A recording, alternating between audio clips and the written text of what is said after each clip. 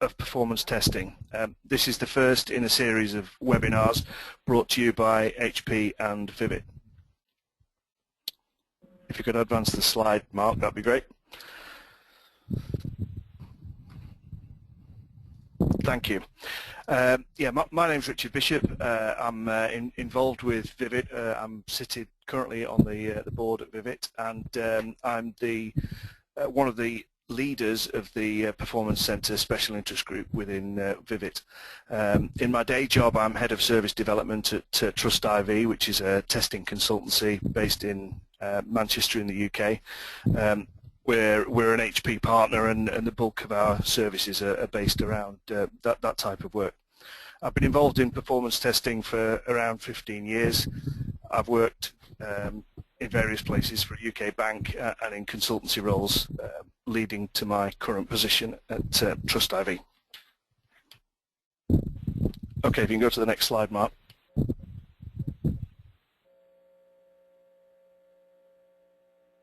I did. Is it being slow? Sorry, it was a little slow, but it's there now. Yeah, I'm introducing now our presenters, and we've two speakers, Mark Tomlinson, as well as Sylvia Siqueira. Both very well known in the testing world, but I'll start with Mark. He's a practitioner of performance testing, often describes himself as a performacologist or something along those lines. He works for West Evergreen Consulting, and he's been in performance engineering and software testing for a considerable time, since around 1992. He's held various roles, including he first started out in a 2-year test for a life-critical transportation system. This is a project that captured his interest and nurtured his interest in software testing, QA, and test automation. He's had a broad experience in real-world testing of large and complex systems, and is definitely seen as a leading expert in test automation, with an emphasis on performance testing. The bulk of his time in testing has been working for companies as a testing practitioner and consultant, and he's consistently established close ties and relationships with major vendors. I've known him for a number of years, and I've been to events where he's spoken with great authority about lots of different testing tools. His relationship with HP goes back a long way. He was LoadRunner product manager for some time and led the team when it was delivering great innovations in testing and engineering as part of HP's performance validation and management products. He now offers coaching and training as well as consultancy services to help people adopt modern performance testing strategies and practices for better performing technology. And many of you may know him from Perf Bytes, as well as discussion forums on the internet where he's widely known. Moving on to Sylvia. Sylvia is a ITIL expert and Scrum Master, and she is the worldwide Senior Product Marketing Manager for the performance products at HP. She's over 20 years of experience in IT, and has a good combination of skills in product marketing as well as product management, IT processes, and hands-on skills with a diverse range of different technologies. If you can move to the next slide, Mark, that'd be great. Thank you. Just a little bit of housekeeping. This session is being recorded, and recordings of these webinars and other webinars that Vivid host are available on our website. So this is no exception, and will be available shortly after the webinar finishes today. If you have any questions as you're going along, as you're watching the webinar, if you could ask them in the question pane in the webinar control panel. If you can just go to the next slide, Mark, there's an image of that. This is a picture of the GoToWebinar control panel, which is usually in the upper right-hand corner of your screen. You can undock it and move it around if you want to put it in the right place for you. To submit a question, you need to expand the questions pane, type in your question, and then hit send. And once you do that, we'll be able to see that, and we'll put the questions to the speakers at the end of the webinar. So we'd like you to participate in that if you can, and that would be great. So without further ado, I'll welcome today our first speaker, Sylvia Stickera from HP, who is going to briefly talk about a series of other events that HP and Vivid are working together over the next few months, before Sylvia can hand over to Mark. Yes, thank you so much, Richard, for the wonderful introduction here. Thanks, everyone, for attending this webinar. This is a series of webinars that you're going to have to provide you some news and also some additional best practices in how to do the performance testing. And then something very, very interesting that I want to bring in this webinar is, as I mentioned, some of the events that we are working on. And then I would love to have your participation. And I think that's very important to you to get out of the office, see what are the other peers, and network with other people and see what they are doing regarding performance testing and also application management. So we have this free meetup in New York. It's going to be a joint meeting with Vivid Group. We are also opening for anyone that's interested in the topic. Just people that doesn't need to be also a HP customer or even Vivid member. You can invite your friends to be there. We are going to touch a little bit in the application performance lifecycle and DevOps, and that's going to be on September 9. The good thing about this event, that is an event that's going to happen the same place as we have the Velocity conference. I'm not sure how many of you guys have heard about the Velocity conference, and then the Velocity conference basically is the conference for web and mobile performance. There is a lot of people, great speakers that are going to be presenting on that conference, and what you're going to do basically is you're going to have this meetup before the Ignite session for the conference. So everyone that goes to this meetup in New York are going to be able to attend for free this reception event on the Velocity Ignite. And that's a very nice event too, because there is a couple of very good presentations from very good speakers as well. And we have some time to network. As I mentioned, we also are sponsoring the Velocity New York. We have great launches coming on. I cannot provide some more detail right now, probably in the next call, but something that if you want to be part of the Velocity conference, right, we can give you a discount of 25%. So you can register, use the HP 25, and then get the discount of 25%. Very, very great conference. I've been in the conference in Santa Clara, and I even myself learned a lot from several speakers. And we are going to have 4 sessions provided by HP product managers and also our R&D. And these folks are going to be also in the meetup. So if you want to go to the next slide, we also have another meetup happening in the other side of the U.S., in the West Coast, in Anaheim, in a fun place, the Disneyland Hotel, and that's going to be also connect with the StarWest. So the same thing, we are doing this joint event. That's the free event for you to network, learn more what HP has in terms of solutions. We have some mobile news for you in terms of application lifecycle. And if you want to go to the next slide, we are also connecting this meetup with the StarWest conference. So if you're planning to be there as well, October 15 to 17, we have 2 sessions that you're going to be promoting as well. And if you want to save some money in your registration, you can use this code S14VW. So basically it's a vendor discount for the StarWest. So register now and you can get the discount. Actually, I would say additional discount that they are having. So these 2 meetups are going to be great opportunities for you. Another news that I have for you is regarding to Perfibytes podcasting that Mark Tomlinson and James Pulley, they have been doing that for a couple of times, and it's a very, very fun type of podcast that bring very good topics and new ideas about performance. You definitely should join this blog. The next one is regarding to the HP Discover Barcelona. Who doesn't want to go to Barcelona? I'm sure I want. So calls for paper is open, and if you are accepted, then we have your registration for free. So take some time, take a look in the website, and be part of the Discover in Barcelona. It's going to be a great, great opportunity as well. So there is additional events. We have the Whooper, that's basically a workshop regarding performance and reliability. That's going to be held in Massachusetts. There is the link for you guys. I participate in one of those, and it's amazing the knowledge that you get in also that type of event.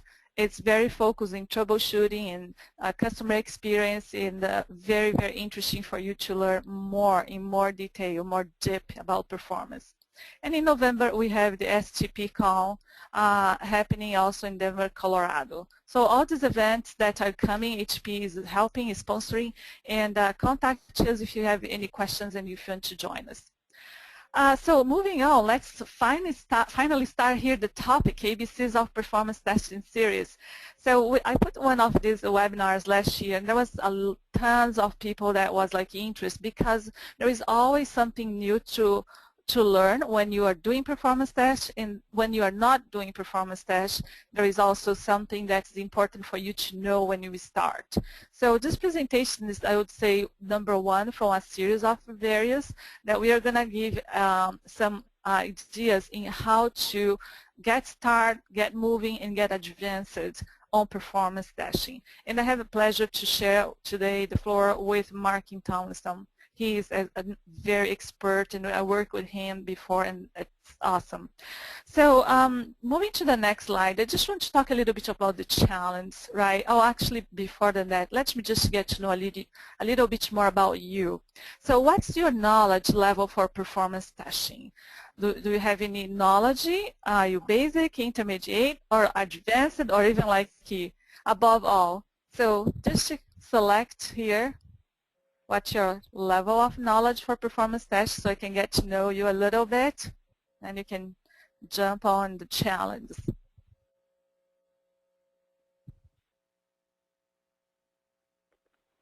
And the votes are coming in, Sylvia. And let's see here the polls. Depending on the answer, Mark may have to quickly rewrite his presentation. I'll be very flexible. We're going to, basically no matter what, we're just going to go right to the advanced level and review advanced calculations for performance engineering. 30 That's a good minutes one. of the forced flow law. That's all we're going to discuss. And thermodynamics. Oh, wow. So, yeah, I think that we should go there. So I have the results now, and I'm going to tell you. It's basically, we have 10% that has no knowledge at all. They don't even know how to spell performance management. I'm kidding. We have 38% that knows the basics, so that's good. They probably know how to spell performance testing, performance management. We have 37% that probably are doing already some tests, and we have 14% that are very high level, advanced, that is going to be invited for to present here in the next webinars, Mark. But cool. Anyway, thank you for your participation. We are going to have some additional questions throughout the presentation here. And so I just want to start talking about the challenge, right? If you want to go back to the slides here and talk about how important, right, performance has been. It's interesting that we heard so much about security, we heard so much about cloud, we heard so much about costing savings, but now performance is kind of being the key word for business success. So there is some interesting facts here that are provided by some analysts and also some researchers that says that 44% of mobile app defects are found by end users. Well, you know, I'm going to tell you something. I'm not a tester by heart. I'm more like a planner because I come with the background for product management, project management, program management, etc.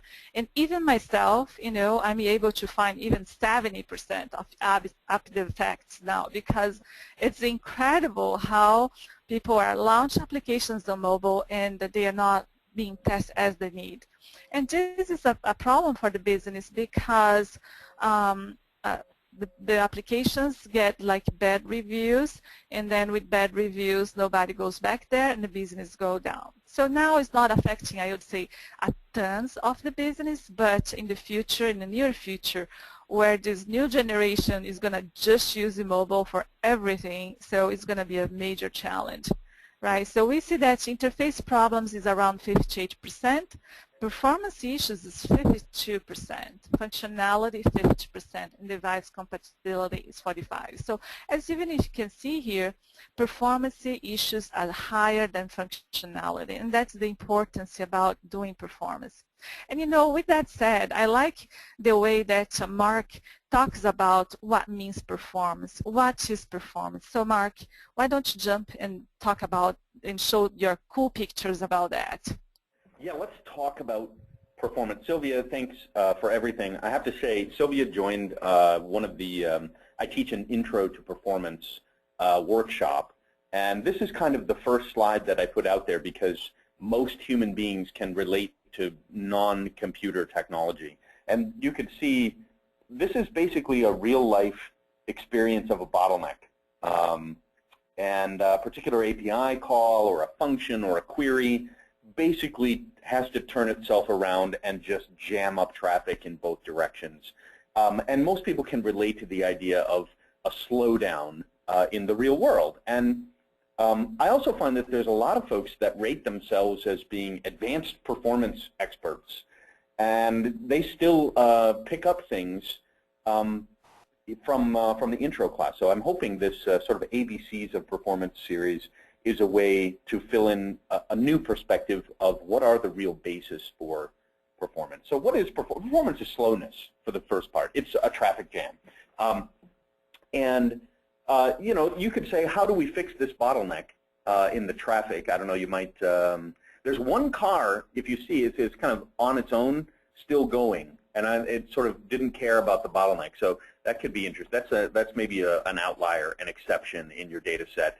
Yeah, there's some other blocker happening in another direction, so you need to resolve that. So bottlenecks in traffic driving to work every day is slow. You can also think of things that are naturally intentionally slow, like a snail. Snails like to be slow. Slow is good to a snail, right? If a snail went really fast, it might disintegrate, it might burn up. There's a lot of friction involved with being a snail. You'd lose your slimy appeal. I think that could be interesting.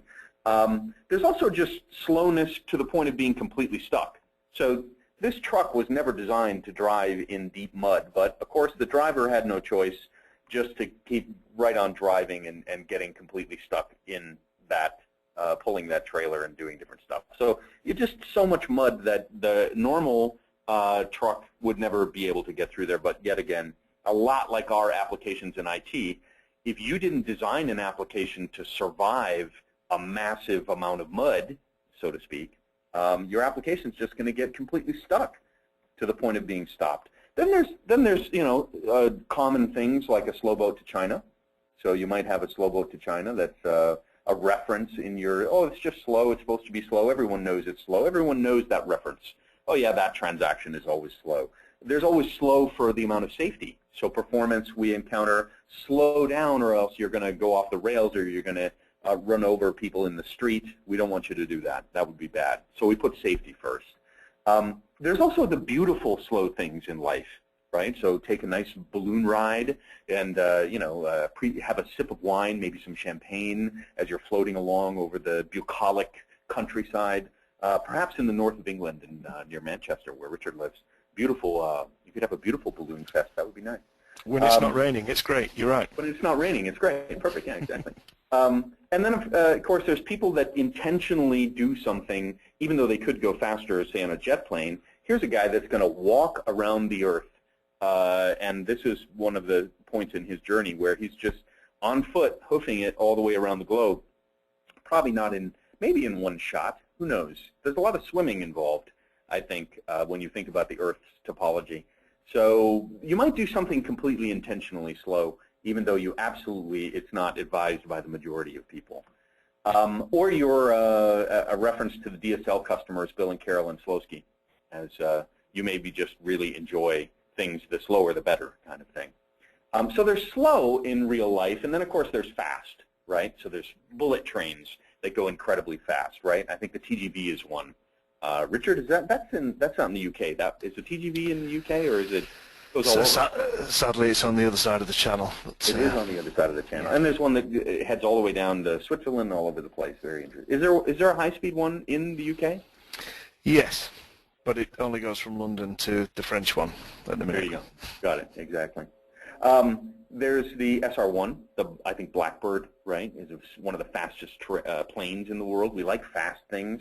Fast motorcycles. There's a lot of performance engineers out there who are just, sort of adrenaline junkies, going really, really fast. Fast cars.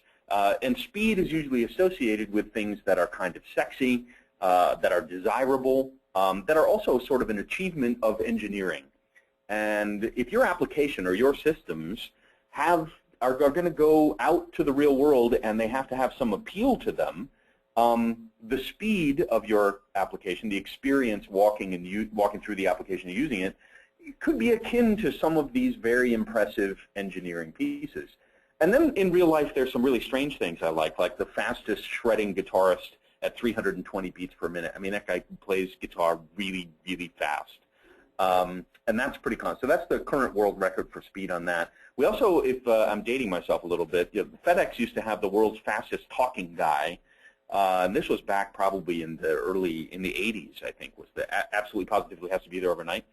Super fast talking guy who was surpassed by a woman who is actually the fastest talking woman and still holds the record for the fastest talking woman, person on the planet. That was pretty awesome. And of course, younger generations, we don't care about talking anymore. Everything is texting. So this kid, with the cool shades, I think the sunglasses actually make him type faster, is the fastest texting SMS messages in the world.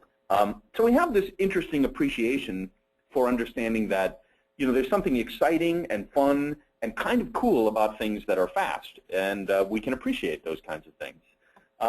Of course, in IT, it all comes down to some of the world's fastest computers, and this one I think is in China, and it's colored purple because I think purple makes it go faster as a computer. Purple, it's kind of pinkish, more of a indigo-ish kind of thing. It's very nice. And the blackout kind of lighting. Again, we're trying to make a pretty boring piece of silicon and interconnects look sexy. Look how sexy they tried to make a super fast computer. And to be honest, when it comes to actually building your application, we sometimes don't really care that much about sexiness. We want to make sure that it actually performs and scales. So let's talk about the details of what performance is then. In reality, aside from the sexy, cool fastness or the stuck-in-the-mud slowness, most of us understand performance testing, right? And I actually associate that with research, a form of research, because most good hypothesis-based testing has a goal or a success criteria or some kind of question that we're asking, and then we're going to actually run a test to validate whether we did or did not match that hypothesis, did we pass or fail the test. So performance testing can be best put into research and development in terms of understanding whether our code and our application will perform. Will it have enough throughput? Will it go fast enough from a response time standpoint? Is it utilizing the resources efficiently, right? So that's performance testing, which is the #1 thing we mostly think of when we're thinking about the discipline. You can add a slight variation to that, and this is a few years ago, something that HP, near and dear to my heart years ago, we called performance validation. And the validation meant something different. It's more like a gatekeeping, right? So if you're working with release management from a QA perspective, even if you're passing tests and some tests are okay for now, you may validate against a moving target. So you're going to constantly validate performance. It's slightly different than testing in the research perspective. It's more like a gatekeeping role. And some of you that are working, whether it's in agile or iterative or even an old waterfall methodology, it's most apparent that you usually have the end of a sprint or the end of an iteration or even the end of a phase where there are some criteria where somebody at least is making a decision based on performance. And that decision sometimes requires you to validate that you've actually met your goals. And that's what performance validation is. Now, performance engineering. I closely take this term to mean working with the design and development of the application. And I think it was Jim Duggan from Gartner years ago, and I've mentioned this before at other webinars. He really said, you know, to really consider yourself a performance engineer, you really kind of have to think like a developer engineer that's making an influence in how you write the code before the code is written. So you're actually working with stories and criteria, influencing the requirements, and doing performance engineering sort of in real time. It's very common in Agile or DevOps to actually see performance engineering be the title. I mean, I'm not even called a performance tester anymore. I'm called a performance engineer. So think of that as aligning with design and development. Performance management, which is something that you also hear Sylvia talk about from the HP solutions in production, that's sort of maintaining performance levels, your SLAs or your uptime, experience, real user management and experiences in production. You're managing the performance of a system that's live in production. You may be driving, you know, open defects or certain improvements or optimizations at the same time, and getting those, sort of keeping this plate spinning, so to speak. Speaking of optimization, that's where we might go all the way back to the drawing board and redesign the application and say, well, you know what, we've done all the tweaking we can and tuning that we can on the current platform. I think it's time to redesign and really optimize the entire architecture, and that could be a code change, a platform change. It could be major configuration differences, moving to, let's say, a distributed web services versus a traditional 3-tier or a centralized system, or moving to the cloud. You know, could be very, very big optimizations you do. When it comes to trending and forecasting, you'll see the phrase performance capacity. That's sort of knowing how much capacity do I have. If I'm running at 25% CPU in production, well, I'm kind of wasting maybe the extra CPU, but we have some plans down the road. Next year, we're going to acquire this company and increase the growth of the company. So do you have capacity to grow? And business people love to see that. And then, of course, we're all familiar with a performance review, which has nothing to do with IT systems. But Sylvia, I know you're going to be managed this year. You'll have a review, right, at HP. So it comes to managing people. This has nothing to do with what we're talking about today. That's a totally different topic. HR regulations, nothing to do with system performance. But everyone, you know, if you want me to give you some feedback on your review, I can do that. I'd be happy. So Mark, I have a question for you. Which one of these do you wanna be when you grow up? I am gonna actually I'm gonna say performance engineering, because I think that's right now that's the critical step where we're helping a lot of new technologists learn how to incorporate performance thinking into their mind. So I'm going to say and that's a good point that you brought up, because, you know, sometimes I go to customers and some people call themselves performance engineers, performance testers, performance, you know, management. But I think was a great clarification here to give it some idea in which area. In many cases, I'm sure a lot of people does everything here, right? Yep. And basically, nobody wants to be called a tester anymore. That makes me so sad. You know, testers are engineers too, but yeah, performance engineering I think is the most popular right now. It's also I think where we can do the most good in working together with architects, developers, and the product owners. So generally, don't forget that performance is an attribute of quality, and when it comes to quality, every company, every organization needs to decide what really matters to them from a quality perspective. Is it the user experience from speed? Is it the robustness of the information? Is it a sense of security? Is it the look and feel, the aesthetics? Is it, you know, what are the dimensions or characteristics of quality? And performance plays a role no matter what type of criteria or requirements you put forward in quality. So usability, right? Can we even use the site? If it's too slow, I can't even use it, right? It just kind of crashes, or it falls apart, or those really nice HTML5 sliding, interactive, dynamic drawing kinds of things. Yeah, they don't draw very fast if the system's too slow, so it's not very usable. Scalability, you'll hear, right? Can it handle more users? What if the business grows? What if we have a really popular application or some kind of a launch, a product launch or something? Is the site scalable? Can we grow and expand? Maybe in the cloud you could have an expanding thing. Reliability, right? If we make projections into the future about our business or whatever organization you're working with. Are we able to stay up and keep running in a reliable kind of way that, you know, the system is not falling apart, it's not throwing exceptions, and it'll stay up? So we can estimate, we can manage ourselves properly. Availability, well, that's how long it will stay up, right? So the system stays up, but it only stays up for 12 hours, then we have to do a rolling restart. Availability is where you look at, ops guys looking at 5 nines, right? Kind of traditional goals for keeping the system running. Manageability, some systems out there, performance-wise, it's really hard to monitor what's going on. It's kind of a black box. So you get tools like diagnostics or some of the other packages from HP to start digging in and sort of analyzing what's going on in production and manage it and keep it going. And then maintainability is, even if you can monitor it and manage it, well, can we really maintain it? Are we pushing the boundaries of what we can do with, say, a traditional RDBMS with rack? Maybe we need to start adding Hibernate, some caching. Maybe we need a messaging, stateless messaging system in front of the app servers or right, you know, within that data layer. So can we maintain the system even if we've got it running? Are we at the limits of what we do? And I'll state to my friend Scott Barber, which some of you might know, he calls them desirements, because a lot of times performance, we're sort of the last people to get any attention in the cycle. So even if it's a requirement, a lot of people will go live with their application and not necessarily block the release. So let's call them desirements, because we do desire these things.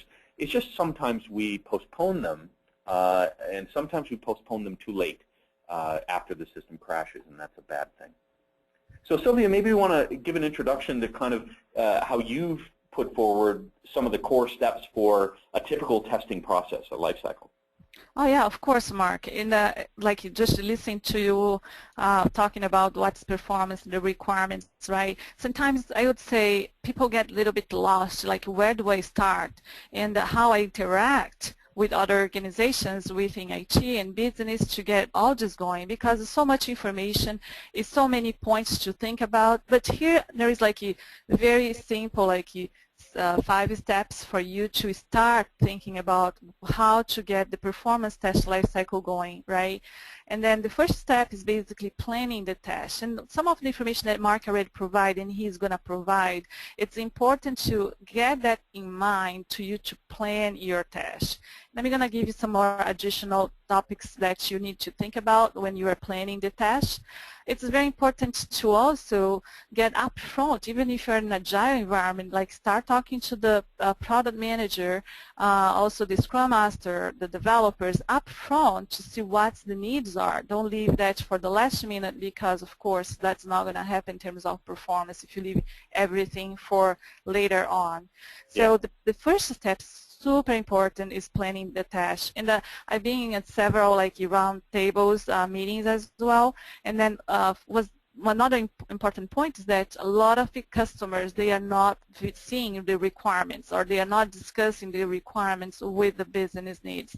And here, when you talk about planning, right, is basically reviewing what's the goals, what are the SLAs, because what, as even Mark mentioned before, what is fast for the customer, what is slow, where the users are, what's the user locations, what's the time frame the application is going to be used and where the locations, right? So all this information is very important to get up front. And many times the customer, I mean your customer, doesn't have that information, or many times you cannot find that information, but it's about maybe being a little bit creative, going to the ops guys and asking about how the application is performing, or if it's a new application, maybe even investigate some other competitors' analytics, right? So there is a couple of ways that you can even gather that information to have as a baseline for you to work in your planning testing. And also there is some interdiscipline that you need to connect with other teams. So think about which teams you need to work with. Don't work by yourself when you're doing performance, because performance everyone. It's so interesting because performance goes end-to-end within the application lifecycle. And coming back, just coming back a little bit in the 5 steps, please, Mark, I would just want to mention the step 2 is the test preparation, so creating the scripts, the scenarios, and I'm sure that you're going to be talking a little bit more about that when you do the test design. There is a couple of solutions that helps you to develop the transaction or simulate the transaction. You have the step 3 that's executing the test. So many times you think that you might need like tons of licenses to test, but no, you can do a unit test. You can even like have a developer doing a unit test up front and not having even any cost to do those tests until you need to do the load test and like the capacity and other types of tests. Yep. And then you move to the analysis, basically is reviewing and understand the results. And Mark's going to touch a little bit on that too. It's very important to understand what the results mean. I'm going to be honest with you guys, first time that I saw a chart for performance results, I was like, that doesn't mean anything for me. And I was like, okay, I need to get a little bit more in detail, understand, and also translate in the business language and say for my business, okay, the application is not going to run or it's going to be running, and provide some more like, let's say, verbiage that makes sense for them. And the last piece is basically monitoring production. Continue the performance analysis in the operation side is when we have the DevOps integration. Yep. Yeah, so and then there is a couple of organizations in terms of performance. And Mark, back to you. Do you want to go and talk about that? Yeah, thanks for going back to the 5 steps. That was a very high-level overview. There are some more advanced processes that we use for iterative. But we were talking about interdisciplinary teams that you were mentioning at the end of that. And I think it's really true. And I often give a simple view of performance not being stuck in the lab. Traditionally, performance testing practices are in the middle, right, the center circle, and development throws their buggy code over the wall, and it ends up in the test lab, and then they don't give you any requirements, any SLAs or anything, and you're supposed to test it. And then sometimes there's escalations from the real world out in production, and they're like, well, how come you guys can't, stop these bugs from going all the way to production? And the truth is, you need to work across all of those organizations and see yourself as a facilitator of quality for performance, and start working with development really early so that they're doing some work about performance in performance engineering, and then that flows in and makes your testing much easier. And if your testing is more robust and easier, you'll be sending better code to production and sending them what the potential thresholds should be, or issues, or resources, monitors, and that kind of thing. And the same flow works back. If people do learn things in production, you have a cooperation with them to make sure that the test is reproducing an issue, or making sure your tests are accurate and mimicking production properly in a mix, or using analytics, and driving those things all the way back to development. You can work as a performance and interdisciplinary performance engineer and tester across all of these areas, and build a network of gurus, sort of the SWAT team that's very common in that. So understanding the organization is key to make sure that when you're planning to do a test, you actually working together with the operations people, the business people, and the developers to make sure everyone's on the same page. So talking about performance test design, I will state very formally that proper performance test design starts by stating a hypothesis about the system, determining the parameters, blah, blah, blah, blah, blah. You can read the entire thing here in a lengthy fashion. The best way to help people understand how to design a load test is to just throw some load at it, and I'll give you some high-level ideas here. The first one, just a straight-up good old load test, which most people will look at a test that will ramp up and validate that the systems can handle some sustained load. Let's say run for 2 hours at 1,000 transactions per second. Give yourself a healthy length of time to have an adequate sample of all of the response times, and that's really the goal of the extent of your run. If you run for 5 minutes, well, the system will hardly warm up. So giving yourself, this is an example of how you would configure a tool like LoadRunner to give a ramp-up phase using the scheduler, and actually extend that run for a duration, and then gather all those results and give you that analysis. A lot of people ask me, and Richard, you may chime in as well, what's the difference between a load test and a stress test? Well, here's a stress test. You can see that it looks very different if you visualize it. A load test, where it's a steady state, a stress test is going to keep gradually increasing. And what's going to happen usually in a standard interval, like adding one virtual user every few seconds, is to reach some kind of error state or a failure, like you run out of memory or you run out of some physical resources. You're really trying to figure out what the max capacity of the system is, where a load test may just be confirming that the system can indeed handle n number of transactions per second. So they are two different things, and I would say they're a subclass. The parent class is, it's all performance testing. One type of test is a load test. Another type of test is a stress test. But sometimes the business will ask you, well, you know, I saw that load test you did at 1x, you know, at 1,000 transactions per second, but we're going to grow. This business is growing. We're going to be successful. So what you want to do is kind of get ahead of the business a little bit and say, you know what, we're going to run a 1x, 2x, 3x scalability test so we can kind of see what the same system does if we just run more business, run more transactions, and do it in a very uniform fashion so that you can calculate a very casual trend of 1x, 2x, 3x. Now these are three very typical types of scenarios that you would build in LoadRunner Performance Center to actually get the testing done. And if you're just sort of throwing some load at it casually, these kinds of scenarios, configuring these kinds of scenarios, you'll notice that there's different kinds of things we learn. Depending on the scenario, you learn different things about the system. And that's kind of the idea. What I am trying to point to, the fact is that there is a business value in what you're doing. Anytime you spend time building a lab, building a test scenario, planning the test, and executing the test, analyzing the results and everything, there's obviously a reason that your organization keeps you employed as a performance engineer. And those main two things relate to money and risk.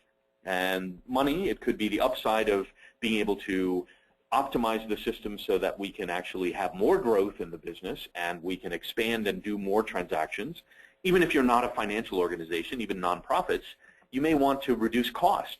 So you may optimize the system for performance so that you don't have to buy more hardware or you don't have to expand the expenses. So it can be either reducing cost or optimizing the opportunity from a financial perspective, and a lot of businesses look at it that way. Risk, of course, and no offense to Richard from the UK that this just happens to be a plane, a British plane. But the risk of a crash, and we've seen this in numerous websites all over the world, probably most famously here in the States with the recent healthcare.gov, is just if you have a catastrophic failure of the system, everything comes to a halt. There's no productivity. There's massive financial losses, but mostly, you know, employees can't get their jobs done. Customers can't do what they want to do. Any user on the site or the system can't do what they're doing. That risk of an outage is actually always looming, especially for those folks, most of whom in the industry don't do any kind of performance testing at all. So there's a lot of risk around that. So let me drill down into business value of performance a little bit, because I think one thing we forget as technologists is that there is a business leader that really understands, even though they don't call it performance, they may call it a positive customer experience. Well, positive customer experience means they're not waiting around to commit their transaction or submit something to the web on their mobile device, whatever. So ensuring a positive customer experience, that can equate to response time and not having people wait. Ensuring that the system can grow and scale, right? So a business leader might say, we need to grow. Well, you know what? If the system can't grow with you, then you need to start doing scalability tests to make sure that, hey, we can keep up with the business growth and budget properly and fix the system so it can grow and scale. Even though your CEO might not use the word performance, they're talking about scale and scalability.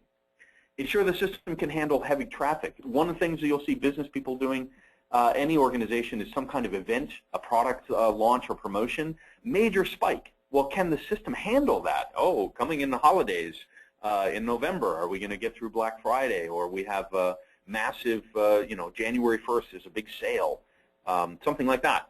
So there could be ensuring that the system can sustain heavy traffic.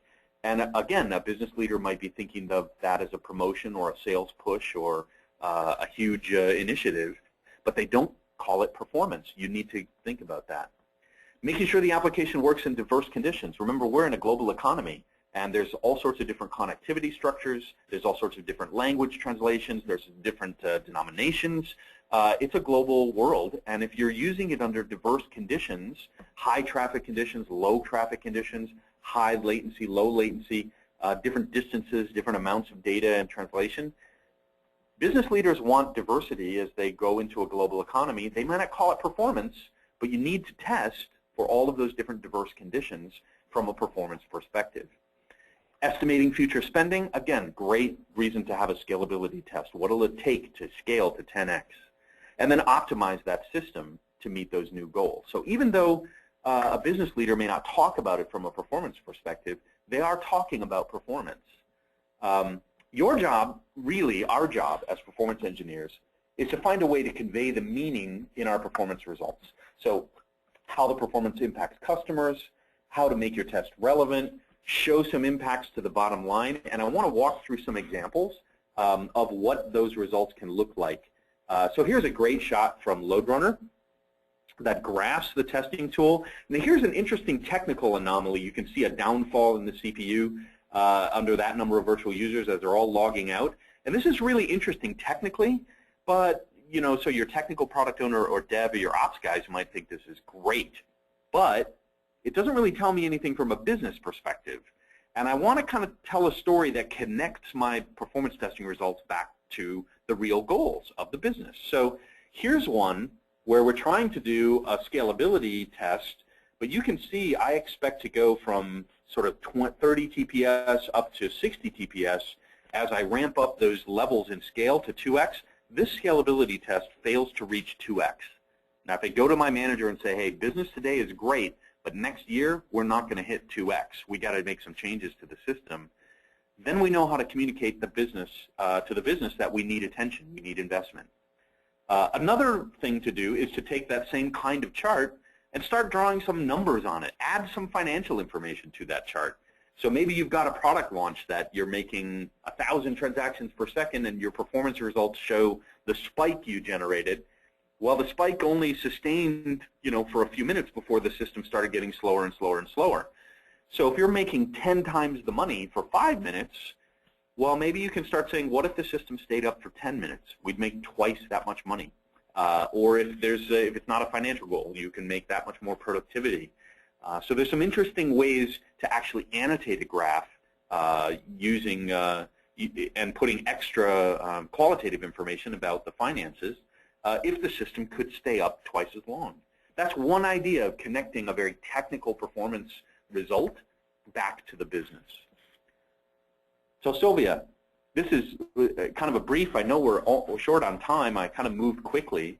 But these are just the intro steps to getting started with what are kind of the goals and how to connect your testing back to the business. We're inviting people to join the revolution. Sylvia, what's the revolution?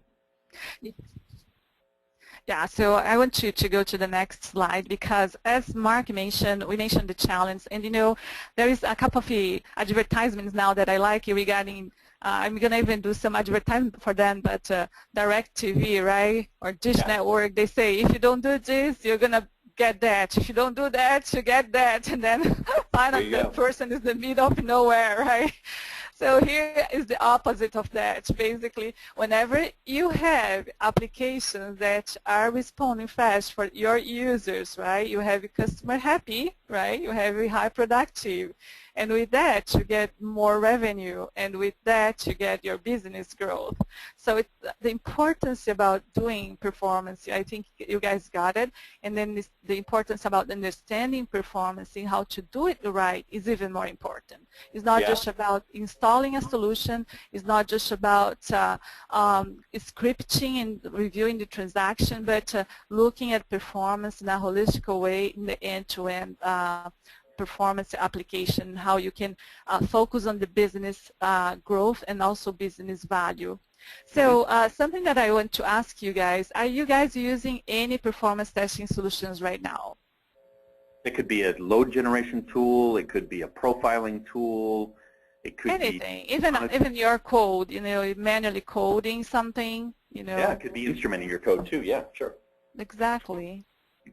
So we have 64% participation. That's great. I mean, Mark, this audience is being awesome because we are getting like great participation. great people. Yeah, 91% is using it's some mostly solution. because polls are fun, I think. Yeah, exactly. Exactly. That's Like, perfect. So we have it. I can close the poll. 92% are using something. That's good. But again, remember, as Richard mentioned in the beginning about my background, I'm so process-oriented. It's not process to stop, but it's also process to understand and also to plan better and have better results. And doing continuous tests is a key for performance, as well as even Mark mentioning the connection with development, the testing, and also the operations. So I want to do a little bit of I would say advertisement here, talking about our solutions. We have 3 solutions for performance tests. Any solution that fits any one of your needs and I would say budget. We are coming with a new solution called StarWest Load. We have a free public beta. I suggest you guys to sign up for that, take a look, then provide some feedback to us. We're going to provide the links for you. LoadRunner, that is our famous solution, and then Mark has tons of experience in that. And now we offer 50 virtual users for unlimited time. So you can download as many and install as many times as you need throughout the company and do your tests. Then if you need to grow the number of virtual users, you do it. But no need if you just need to do some types of tests that doesn't require a lot of users. And then we have also the Performance Center. That's the more comprehensive solution that includes everything that LoadRunner has, plus allows you to have a global collaboration and share all the resources in between all the sites. So it's more like creating a center of excellence. For those that doesn't know, we acquired network virtualization from Shamra. So we have that solution available now, and you can have great bundles with that, plus service virtualization. Can go to the next one. So as I mentioned, everything that you ever dream now, even for free, right? So how to select, right? What you want to select when you are doing your performance testing solution. So let's say if you're doing a quick test and you can do in the cloud, you don't have environment available, you don't want to install LoadRunner in the machine, you can just log into the StarWest, right, and do your web and mobile test, not this cloud testing solution. That's the StarWest. And if you have any other type of application or even web and mobile, but you want to do on-premise in your environment, right, you have the LoadRunner, that is basically a project-based solution.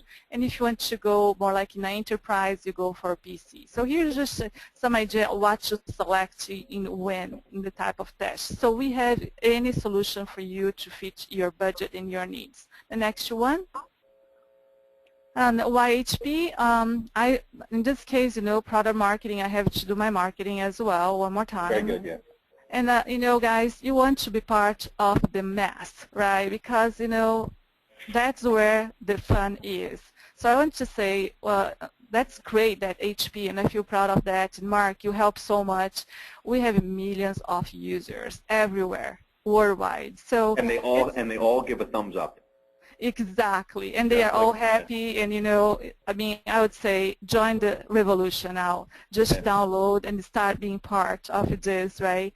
So any solution for your needs, and we have a lot of comprehensive, even though I would say 20 years in the market, some people might say, oh, it's obsolete, etc. No, it's very innovative. We have tons of changes in the product, and then you can see when you download, you're going to have that experience, especially with StarWest. So we want to just get you using our solutions for free. And if you need to grow, that's another point, but just use and learn how to do performance with that. So there is the logo here, the link here for you to download, right? hp.com/go/LoadRunner. If you have any questions, also feel free to contact us. Join us to the Twitter. We are giving a lot of promotions, and the next step that we are doing now, we are going to provide very soon some free training through like a CBT type of training. So be aware about that. Join the Twitter, and we are going to be promoting that as well very soon.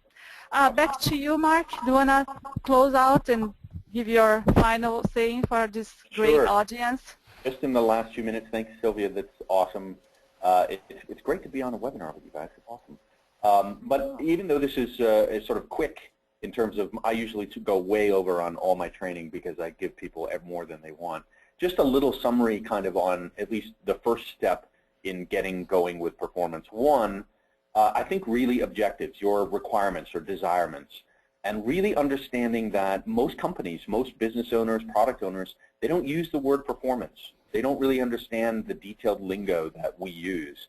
So see yourself as a person that can help them translate their thinking, facilitate the performance objectives, try to speak their language and get them to understand response times and the volume, the number of transactions, how many customers they have and things like that. That's really the great place to start, and it's most often you miss it.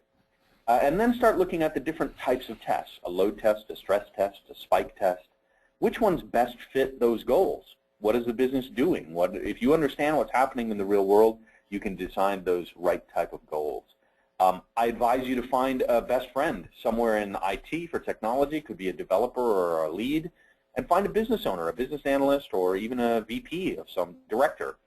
For each test type, a head of sales would be really interested in the spike test or a product promotion. And the marketing department would be really good for you to know those guys. So find a stakeholder, a sponsor for your test. Get organized. Make sure you have an interdisciplinary team. And then as you gather your results, remember these kinds of visualizations, Convey a message beyond the technology. Find business leaders who aren't performance engineers. Find a way to communicate your results with them. And with your technical leaders, they're sometimes not thinking about the impact of the business. So you can be the glue that brings everyone together and gets things going correctly. So that's kind of the summary I have. Our last polling question, and I'll go ahead and talk through it if that's all right. We'd just love to know on the side what other topics you're interested in. As we go further in this series, should we look at some of these other ones, other best practices around requirements or good practices, recommended practices? Cloud performance testing, should we dive deeper into the StormRunner load solution, the SRL solution, which I love that acronym? Transaction simulation, execution, or analysis. What would you guys like us to get deeper into, or even get really geeky if we went into the protocol stack and started looking at new protocols, HTML5 stuff, Speedy, and stuff like that? So if the poll's going, Sylvia, you can see it, and we can follow up on that. We're just about out of time. I want to respect this. You can contact me. Obviously, here's my information. You can follow me on Twitter as well, M. Tomlins, and you can also follow the podcast, the PerfBytes Performance Podcast, at perfbytes.com, or follow us on Twitter as well.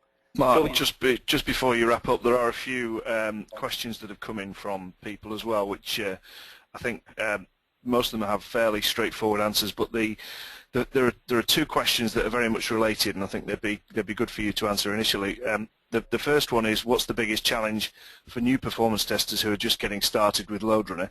And I think that's nicely linked to the next question which came in, which says, do I need to know core coding knowledge to be a performance engineer? I think those are probably quite nicely interrelated.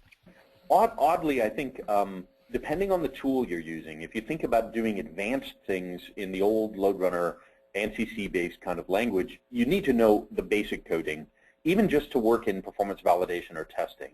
And the biggest hurdle to most new performance testers is, wow, there's no way to really do load testing without a tool. So if you're a functional tester and you've never done automation, for functional purposes, coming over to performance, you're going to find very quickly, wow, I really need to know how to do scripting in the VUGen to be successful. So that can be the biggest hurdle or wake-up call for manual testers or functional testers that try to get into performance and they haven't done basic automation skills, which does require some coding.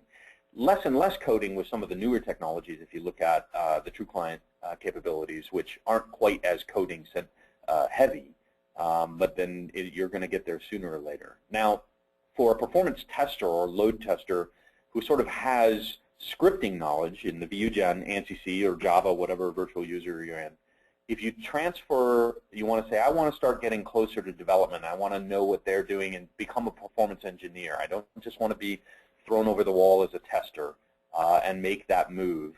One, you'll want to understand more about profiling, debugging, how to actually look into the code in a white box fashion. And then you're going to have to understand more about how the code is written, what the assembly looks like, and how the code is deployed into the application server or the web server or however it is. So you'll specialize then from being a tester to start saying, wow, you probably really do need to know some coding to become a performance engineer. As an aside, I still think whether you're technical or not, the biggest challenge for people to performance is that we get confused and lost in all the technical stuff from a development engineering perspective, and we lose sight of the fact that, look, response time and volume, those are the two easy things that anyone on the planet, I mean, time and volume are the two things I teach as the core constructs for performance. Product owners, CEOs, the janitor, your dentist, my dog, they all understand time and volume. Don't worry about the technical stuff. So I think that's the biggest challenge. Even if you're a functional testers don't often measure response time as a rule of thumb. So that's still one of the biggest challenges, no matter how technical or coding savvy you might become.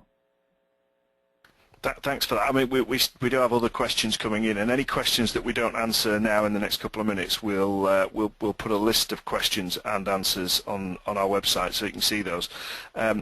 One of them I can answer very quickly. Someone's asking, they've downloaded LoadRunner and it's free for 25 users and only for a couple of days. How can they have 50 users for an unlimited time? Sylvia was referring to the latest version of LoadRunner, LoadRunner 12, and if you install that, you get a community edition license, which does give you 50 users for free and forever, basically. So you must have an older version of LoadRunner, and you basically just need to install the newer one. That person's asking about creating a lab for educational purposes. Well, that's a great use of the new Community Edition license. Yes, perfect. We've got quite a few people who are asking for sessions about results analysis. You know, diving down, working out what a bottleneck is on a graph, and I'm sure that Mark, I think I have probably got some graphs that we can share in a future session that give you an idea of some of these things. So I think that's Sylvia, if that sounds good, we'll maybe bring that in part 2 or part 3. I have a workshop, a one-day workshop I teach on analysis and remediation for performance, and I can pull some of that material together and dig a little deeper. I had a couple of the graphs in here, but yeah, so that would be fun to go. That's one of the things that we do a good job of using the reports we get out of LoadRunner. And the summary graph alone, the summary report itself, will help you escalate performance issues and missed SLAs. But if you really start getting advanced and you start digging deeper into resource exhaustion and strange anomalous things, that's where really understanding LoadRunner analysis plus how do I take my analysis to a whole new level, sort of advanced analysis, we could try that. Yeah, absolutely. I think there is good topics here that they are asking for. Not sure if you asked this question to Richard. Is there a guidelines of standards of when do you determine that performance testing is needed and required? Yes, I saw that question. That was next on my list. Sorry about yeah, determining when performance testing is needed is an art in some respects. It can be very obvious when you have an application failure or people complain about poor performance, and you need to get to the bottom of it. And testing and performance engineering is often required then. But it may well be as a result of a problem that you've had, or it may well be if you anticipate a problem. For example, you may have a product launch. If I was Apple and I was about to sell a new phone, for example, I might want to test the website. And Mark often has good examples of people who've done things wrong on his Perf Bytes podcast, where they talk about the news of the damned, the websites that haven't performed that week, and they're always good examples of how not to do it. But I think generally you should always do some performance testing.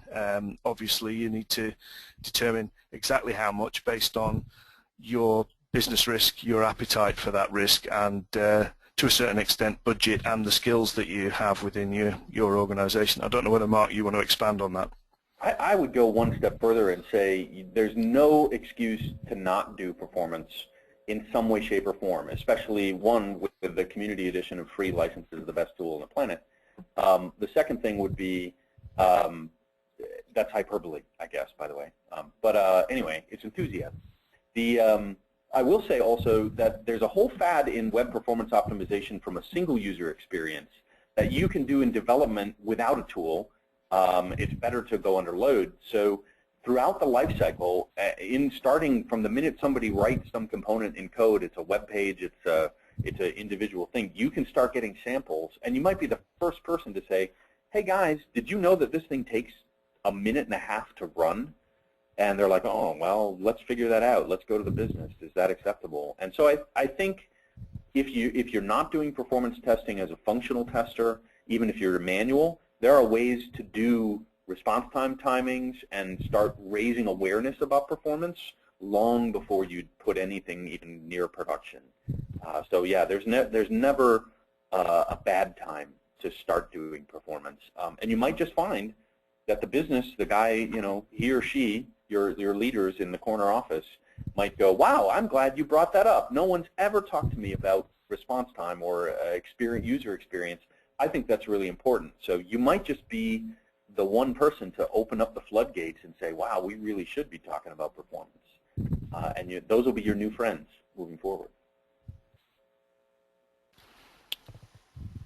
Thanks for that, Mark. I think that more or less wraps up most of the questions that we've had, and any that we haven't answered. Oh, there is one talking about when StormRunner comes out, and can we share a link to download it. I think that it's a web-based thing, and we probably need to explain that in a little more detail. But yeah, I'm sharing the link now for beta. So if you want to join the beta, just go ahead. Let me see if I sent to all. I'm gonna send again to everyone, right? And then you guys can have access. Just go there now and register for the page. And because it's a beta version, it takes a little bit of time to provision to you, but once it goes live, it's 5 minutes, less than 2 to 5 minutes to provision the environment to you. And you can always hit the HP.com Go LoadRunner and take it in there, right? Yeah. Cool. Well, thank you guys very much. This was awesome. Thanks, Richard. Sylvia? Yeah, thank you so much. It was an awesome audience. Thanks, Richard and Mark. And we are going to be back very soon. Stay tuned. Thank you very much. Thank you. Bye, guys. Goodbye.